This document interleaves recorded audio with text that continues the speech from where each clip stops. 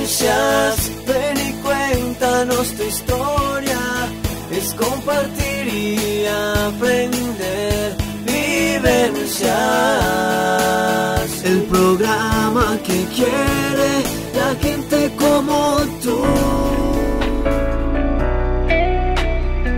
El nombre Simón Bolívar viene acompañado del título Libertador, pero ¿qué fue de este personaje tan importante en la historia de las antiguas repúblicas bolivarianas cuando su vida se desvanecía? Televidentes, sean bienvenidos a una emisión más de este su programa Vivencias, un espacio en nuestro canal 4 Pasivo de Televisión. Como veníamos desde la semana pasada, estamos con el señor José Daniel. Él nos está contando un poquito de esa historia, ya nos dejó entrar en su vida. Nos está contando un poquito como esa historia de nuestros ancestros, de nuestros primeros colonizadores, de acá de nuestro municipio. Entonces continuemos con él. Don José Daniel, síganos contando acerca de Simón Bolívar. Íbamos como en la muerte de Simón Bolívar. Hay muchas circunstancias en torno a la muerte de Simón Bolívar. Aquí hay que destacar un hecho importante. Bolívar muere en Santa Marta y por una contradicción de la vida muere en casa de un español, el señor de Miers. Es decir, muere en casa de un español. Bolívar llega a Cartagena, ya está muy enfermo, la conjunción, la tuberculosis le dificulta la respiración, los médicos están muy preocupados. Y sin embargo, el señor de Miers, un español que tiene una hacienda en Santa Marta que se llama la finca de San Pedro Alejandrino, envía un bergantín, que es una nave, un barco, un bergantín por Bolívar. Lo lleva y lo acoge en San Pedro Alejandrino. Allí va a estar Bolívar sus últimos días y van a ocurrir cosas muy, muy interesantes. La primera es que Bolívar se entrevista con el obispo de Santa Marta, quien sale bastante molesto de la cita. La historia no sabe qué se conversó allí, pero digamos que el obispo salió de esa cita bravo, molesto. Sobre las creencias de Bolívar hay mucha discusión. Él pertenecía a una familia cristiana, católica, sí, pero era un libre pensador y como tal leía a Voltaire, que era uno de los personajes de la época que negaba un poco la existencia de Dios. Tenían una manera de ver el mundo un poco diferente porque Bolívar, repito, estaba educado en las tesis de los enciclopedistas. Era un poquito ateo, mejor dicho. Y algo revolucionario, bueno. algo revolucionario. Eso le lleva a rebelarse contra la corona y eso de por sí ya era un hecho de diferente, era un guerrillero para la época, un insurrecto. Un rebelde. Insurrecto lo llama el general Barreiro en su momento. Y Bolívar va a morir ese 17 de diciembre de 1830, abandonado por todos los amigos. Nadie quería estar ahí. ¿Y su tropa? Es muy poca gente la que está cerca al lecho del enfermo Libertador. Y Bolívar va a morir 1:30 de la tarde aproximadamente. Y su cuerpo va a estar expuesto como 30 horas en un lugar donde nadie quería acercarse porque no querían esas personas que los identificaran como amigos de su excelencia el libertador Simón Bolívar. De hecho, la única mascarilla que hay la tomó uno de los médicos que había en la Santa Marta de ese entonces de manera oculta y a medianoche, que le hizo una mascarilla para conservar el rostro del libertador don Simón José Antonio de la Santísima Trinidad, Bolívar y Palacio y Blanco y Ponte y otros apellidos mucho más. Eran muy importantes los apellidos. Durante esa época en que Bolívar está en Santa Marta, él se acuerda de una prima, se llama Fanny de Herbier de Villers. Ella, el apellido de Herbier de Villers es porque está casada con el señor de Herbier de Villers, es un personaje muy importante de la Francia y de la vida de París después de la Revolución Francesa. Ella es una caraqueña, una venezolana, pero va a tener allí una persona muy importante como compañero de vida y quien se enamora del sudaca. La palabra sudaca ya era utilizada en esa época para referirse a los suramericanos que iban a Europa, a los señoritos sudamericanos. Y entonces Bolívar escribe una carta que algunos han tildado de apócrifa, es decir, que eso no salió de la boca o de la pluma del Libertador, pero una carta demasiado bella que la historia la ha llamado la carta a Fanny, y donde Bolívar le recuerda muchas cosas. Dice en su escrito cosas como estas: querida prima. Ella ya había enviudado, pero ella conservó los apellidos de casada para no perder los privilegios que le daba la sociedad parisina a ese apellido. ¿Te extraña que piense en ti al borde del sepulcro? Ha llegado la última aurora. Tengo al frente el mar Caribe, azul y plata, agitado como mi alma por negras tempestades. A mi espalda se alza el macizo gigantesco de la sierra, coronado con sus viejos picos de nieve impoluta como nuestros sueños de 1805. Por sobre mí, el cielo más bello de América, la más hermosa sinfonía de colores, el más grandioso derroche de luz. ¿Reconoces esta letra? ¿Verdad que no? Yo tampoco la reconocería si la muerte no me la señalara en este supremo instante. Muero miserable, proscrito, abandonado por todos aquellos que gozaron mis favores, víctima de inmensa amargura. Es una carta bellísima, donde Bolívar le recuerda sus obras de amor. Inclusive el profesor Pedro Cacua Prada, en una obra que llama Los hijos secretos del Libertador, le atribuye con alguna razón que Bolívar pudo tener un hijo con su prima Fanny Derbiet, porque ella siempre quiso que él se lo trajera como su decán. Y cada que le hablaba de él en cartas, le dice, ¿te acuerdas de aquella primavera de tal año? Más o menos la fecha en que el muchacho pudo haber nacido. Es una historia muy bonita. Sí, Bolívar va a morir en San Pedro Alejandrino, y recuerden ustedes que Caracas no quiso su cuerpo.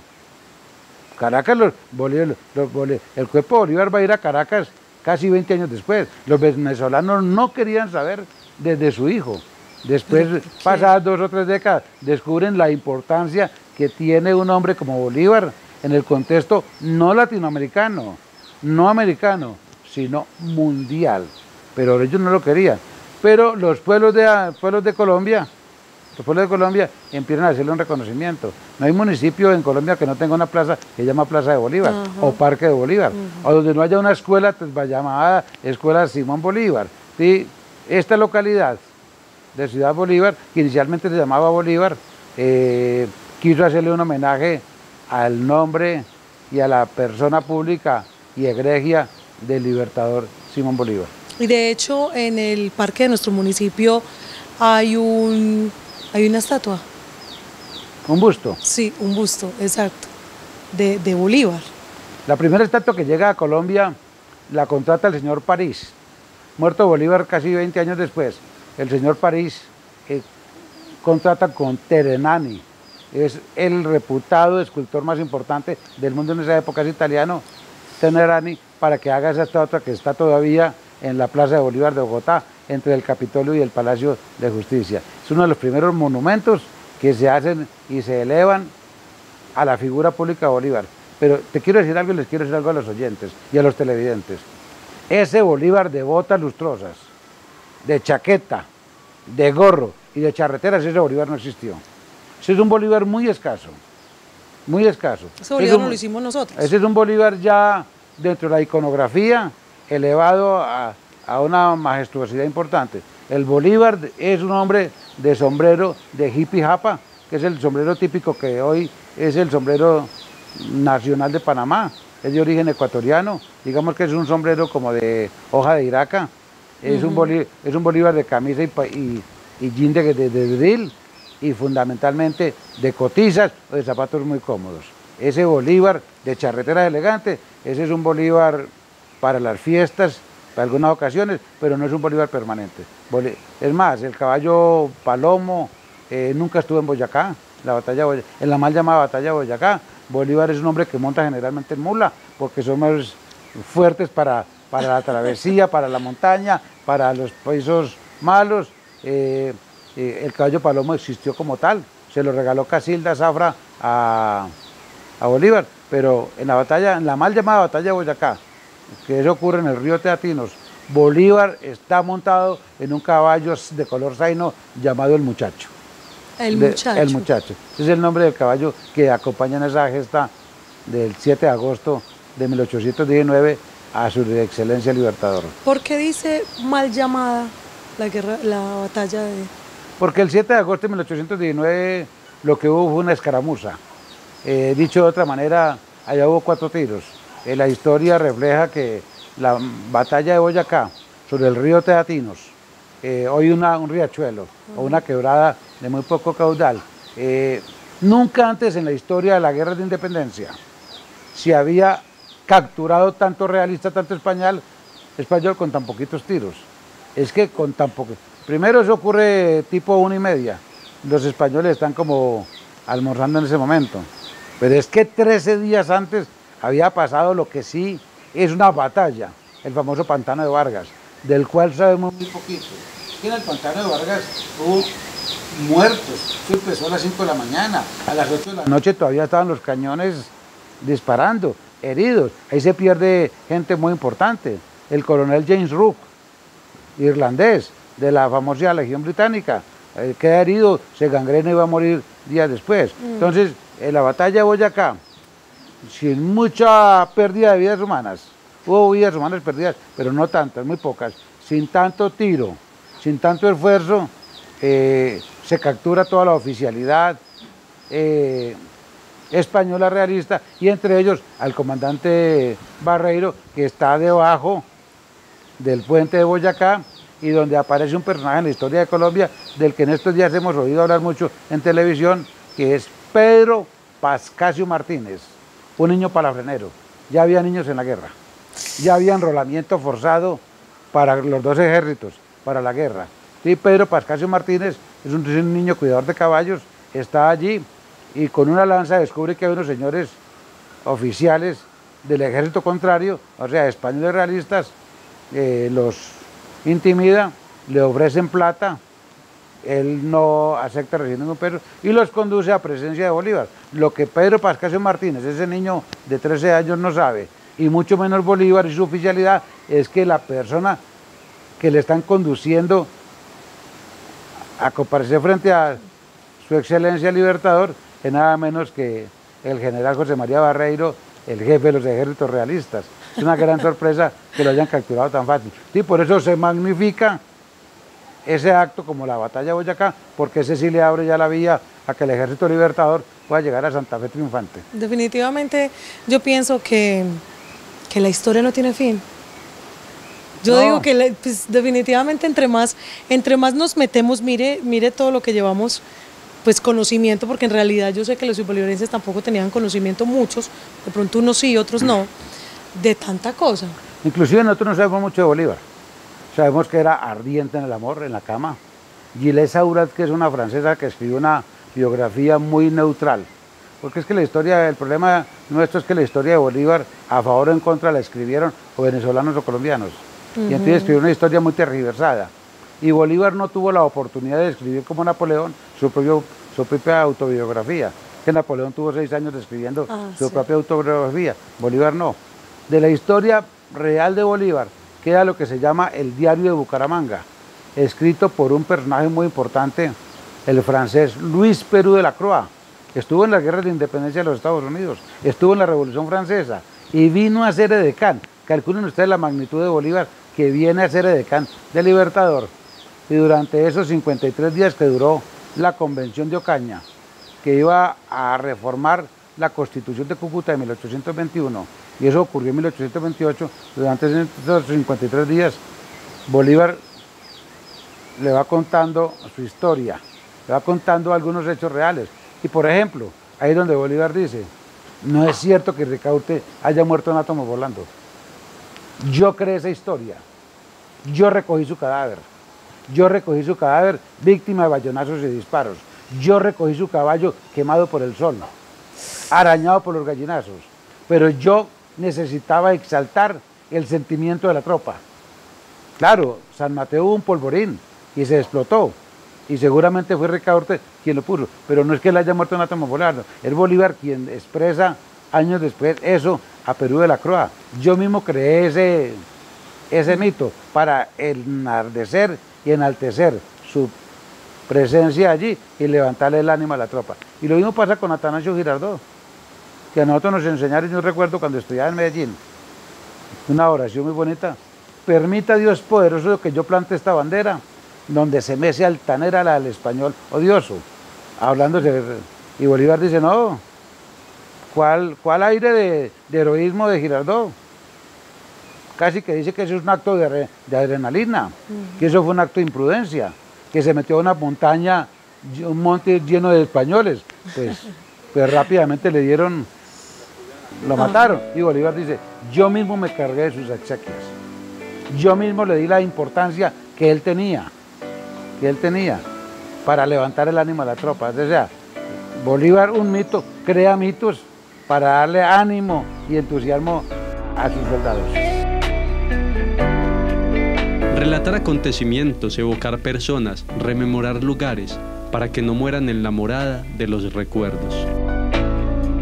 Don José Daniel, volvamos a la historia de nuestro municipio, de su familia. Usted ahorita nos estaba contando que usted tenía tías o primas también aquí por parte de su mamá. Correcto. Cuéntanos un poquito de eso. Pues mi padre, que se casa en lo que hoy es del departamento de Risaralda, con una mujer nacida en Santuario Caldas en ese momento, hoy Santuario Risaralda. Mi abuela estaba muy preocupada por con quién se iba a casar mi papá. Claro. Yo te conté tal vez en el primer programa que mi abuela creía en apellidos, en racios abolengos, y ella no sabía, su muchacho, que se había ido para lo que llamaban la olla del Quindío, con quién se iba a casar. Y no sé qué reacción debería tener mi abuela cuando se iba a dar cuenta que mi mamá era la hija de un campesino, de un agregado de una finca. Oh, y a mi mamá la salvó, oye la palabra que estoy utilizando, que la abuela descubrió, la abuela paterna, la Restrepo, Florentina, que mi mamá tenía un tío cura. Esa familia campesina había educado a un tío y, como decían los campesinos, lo había sacado de cura.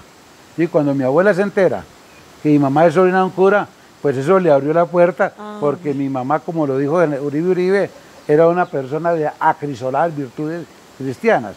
Y ya fue recibida en familia aquí en Bolívar. Mi mamá me trae 2 años a Bolívar.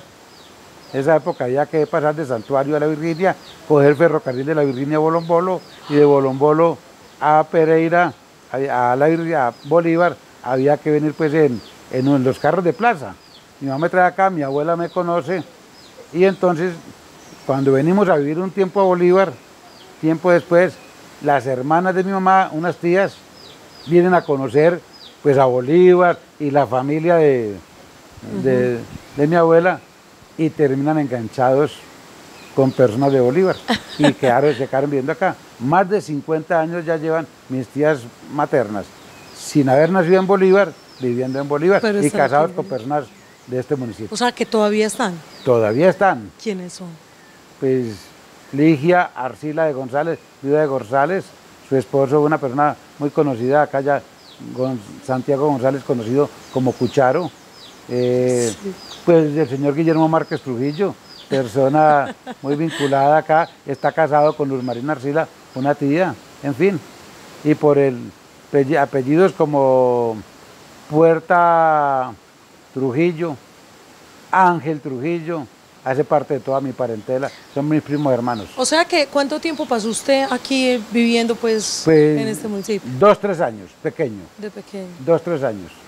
¿Y se los llevaron? Nos llevan, a vivir a Medellín.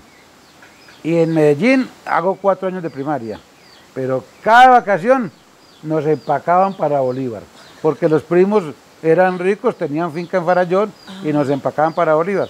Y te digo, yo creo recordar un viaje en Medellín-Bolívar en medio de polvo color amarillo. Ese era un viaje larguísimo. Ese era un viaje fatal. Ese paseo en esas chivas, en esa línea, 5 horas se demoraba uno para venir de Medellín a Bolívar, pero nos despachaba mi mamá para Bolívar a las vacaciones, volvíamos a Medellín y posteriormente ya terminamos nuevamente viviendo en lo que hoy es la Virginia Risaralda. ¿Qué recuerda usted del parque? ¿Cómo era el parque en esa época de vacaciones? Cuando usted venía, ¿cómo era el parque? ¿Qué recuerda? Que yo recuerdo las empanaditas diminutas que vendían las señoras en toda la esquina del atrio. Eso para mí era muy importante porque eran unas empanaditas diminutas, pero de un sabor y de una textura exquisita. Ya estaban los amanes, que siempre han sido ese adorno bellísimo que le da frescura y ese verdor exquisito al parque. La iglesia tal cual, que yo la recuerde. Estaba el Club Don Simón, en ese entonces. el Club Don Simón, y estamos en la época, ya adolescente veníamos a Bolívar, en la época del Club El Clan, de los Yeye, de los Gogó, está Alcia Costa en su esplendor, Sí. está María Dolores Pradera, que María Dolores. acaba de fallecer en su esplendor, o sea, esa música que les gustaba, yo hacía parte de una barra de muchachos que hoy son personas, pues, todos abuelos. De acá de Ciudad Bolívar. Por supuesto. ¿Como Es que el quiénes? forastero era yo, pero ellos venían Pero acá. ni tan forastero. Pues les hablé hace un momento en privado de Jairo Restrepo Ramírez, historiador y que ha hecho un trabajo muy investigativo sobre los apellidos de Ciudad Bolívar. Hernán Ángel Trujillo, primo hermano, León Jairo Rincón de la cacharrería. Ajá. De la cacharrería. Ese es el tronco de amigos de esa época. Pero mire qué tan bueno, porque usted tiene ese recuerdo, a pesar de que usted estaba muy joven en ese Sí. entonces. Tiene ese recuerdo, todavía recuerda como con quién compartía en nuestro municipio. De hecho, usted nos contaba ahora que en ese entonces o sea, que no había plaza de mercado. Lo que es ahora, pues, lo que llamamos la galería los plaza de toldos mercado. salían. Y mi pariente, papá de Hernán Ángel, don Bonifacio Ángel, vendía la panela sacada de Farallón en la plaza, en toldo. Y las carnicerías quedaban ahí. La galería como tal no existía. Ese era el mercado. Inclusive uno podía encontrar que ahí se negociaba caballos y, o sea, había cierto comercio allí.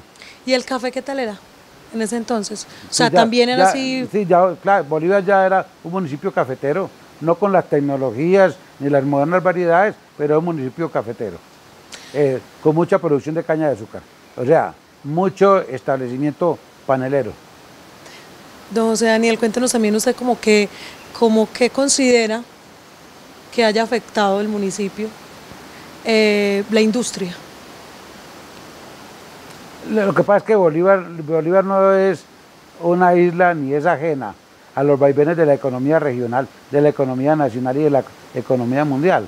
Estos son pueblos que tienen un crecimiento normal, con unas finanzas públicas muy débiles, una tributación muy frágil, no es fácil desarrollarse urbanísticamente, aunque a mí me parece Bolívar bellísimo, muy organizado. Es que un parque dividido por una carretera central y que no pierda su encanto como parque, o sea, que eso no sea urbanísticamente antiestética, sino que por el contrario tenga como su encanto que por la mitad del parque haya una vía por donde transitan los automotores que van al Chocó.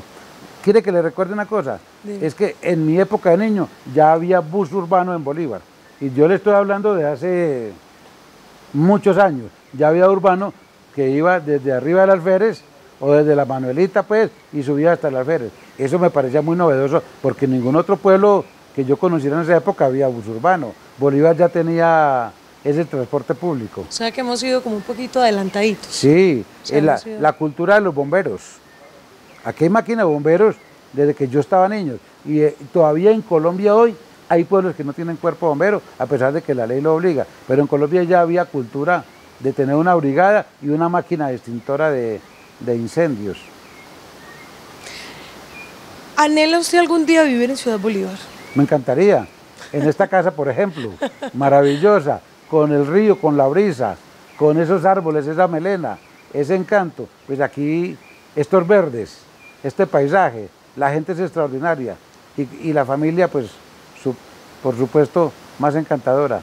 En el programa pasado yo le decía que cómo hace, qué tiempo saca para hacer tantas cosas, porque lo que nos viene contando, yo sé que los televidentes también se deben de estar preguntando lo mismo, usted hace demasiadas cosas. Bueno, ya lleva 7 meses, ya retirado, descansando.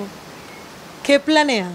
No, yo ejercí como notario primero de Pereira durante 14 años y tengo una vida demasiado atareada, escribo, me gusta mucho la fotografía de naturaleza, particularmente de aves y de casas viejas campesinas, pero tengo una capacidad de hacer varias cosas a la vez, ver televisión, escribir, conversar, contestar al teléfono, y nada de eso me interrumpe ni me hace perder el hilo conductor de cada actividad.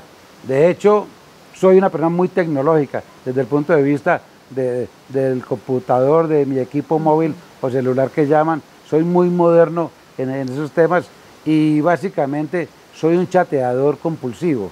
No tengo más redes sociales porque no me quedaría tiempo para atenderlas, pero duermo muy poco, me recupero el sueño con muy poquito descanso, mantengo una vida no agitada, sino muy lúdica porque disfruto de todas esas cosas.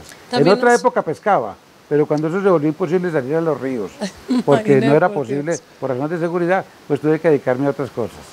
También nos habló en otro programa, en uno de los programas pasados, de que también le gustaba la radio, y de hecho fue locutor, algo así. Sí, yo soy colaborador de periódicos y revistas. Soy colaborador de una revista que es muy importante que se llama Enfoque del Café, una revista bellísima, como articulista. Sí, fui reportero, fui corresponsal, no sé si se pueda mencionar, de las dos grandes, por lo menos de la cadena radial más importante, fui corresponsal de emisora, y a la vez, en mi época de estudiante de universidad, de bachillerato, en la Virginia llegaron a existir 3 emisoras.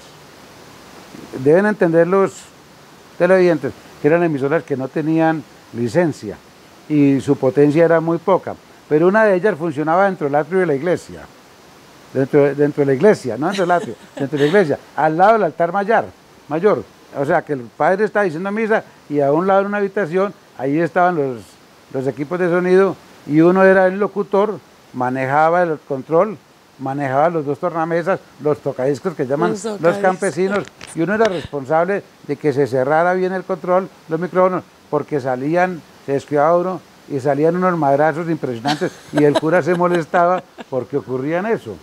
Y tenemos una anécdota muy bonita. Una chica campesina resolvió ser locutora y la dejaron ser locutora. Y a ella le tocó la muerte del Papa Juan XXIII, 1963. Es un año luctuoso para la humanidad. Muere Kennedy y muere el Papa Juan XXIII. Y entonces la emisora se llamaba RCR, Radio Difusora Cultural Religiosa. Funcionaba dentro de la iglesia. Y entonces esa chica que era campesina y que no había estudiado nada, dijo ese día: lamentamos informarle a los oyentes de RCR, Radio Difusora Cultural Religiosa, que murió en Roma su santidad Juan XX palito.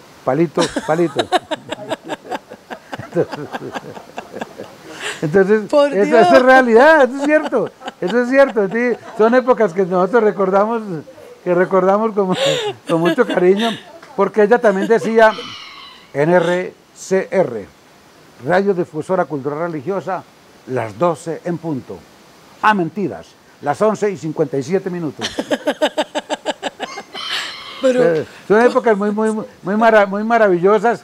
Yo tenía un programa de música Ye Go, era la época de la música de disco y toda la disco, cosa. claro. Mayo del 68 es la fecha más importante para la juventud del mundo. Daniel el Rojo en París produce la revolución de la juventud. Y van a aparecer los hippies, van a aparecer los nadaístas, van a aparecer los amores por la naturaleza, la fumada de la marihuana, cosa que nunca hice ni nunca consumí estupefacientes, no lo he hecho, pero es una época de revolución. Los muchachos del mundo se rebelan a raíz del tema de Mayo con Daniel el Rojo en París. Entonces, en Colombia van a aparecer los Yeye y los Gogó, el Oscar Golden, el Harold, esos muchachos que cantaban música y como a la naturaleza, a la rebelión, y yo tenía un programa de esa música allí en la emisora local. No, definitivamente pero súper maravillado, José Daniel. Y yo sé que los televidentes también, porque hay mucha cosa, ya hemos aprendido mucha cosa, ya hemos escuchado, pues de hecho yo, cosas que no tenía ni la más remota idea, de hecho hasta nos reímos. ¿Usted recuerda un personaje en Colombia que se llama David Sánchez Juliao? Es un escritor muy importante, costeño. Y David Sánchez Juliao cuenta en sus memorias que él tenía una emisorita en Lorica. Y entonces esa emisorita también se escuchaba geográficamente pues muy cercana, muy poca potencia. Y todos los días prendía los transmisores a las 6 de la mañana. Y entonces abría su transmisión diciendo, buenos días América. Y la gente decía, buenos días América, si esto no se escucha si no está el cementerio. Resulta que América era una novia que tenía. Entonces él madrugaba saludando a la novia, buenos días América. Bueno, yo utilicé la palabra novia como eufemismo para suavizar la expresión. Ajá. Las malas lenguas decían que era más que novia, pero él la saludaba todos los días. Ya, bueno.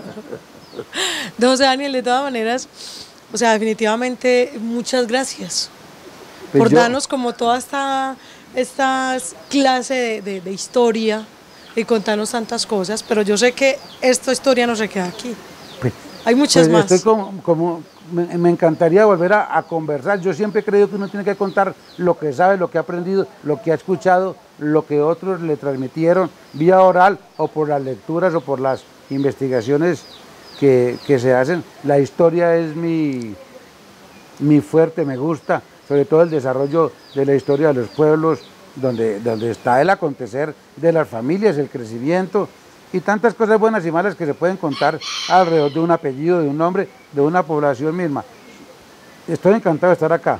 La verdad es que por alguna razón resultó la entrevista, me dijeron, pero no pensé que me iban a dar tanto espacio como me lo están brindando. Don Daniel, pero no, la historia está muy interesante. Yo sé que mucha gente ya nos hemos penetrado un poquito más en toda esa historia de nuestra patria, como se puede decir. Patria chica. Patria chica. Sí. Entonces, dejemos así. Y la invitación es para la gente, para el próximo lunes a las 6 de la tarde, por su programa Vivencias.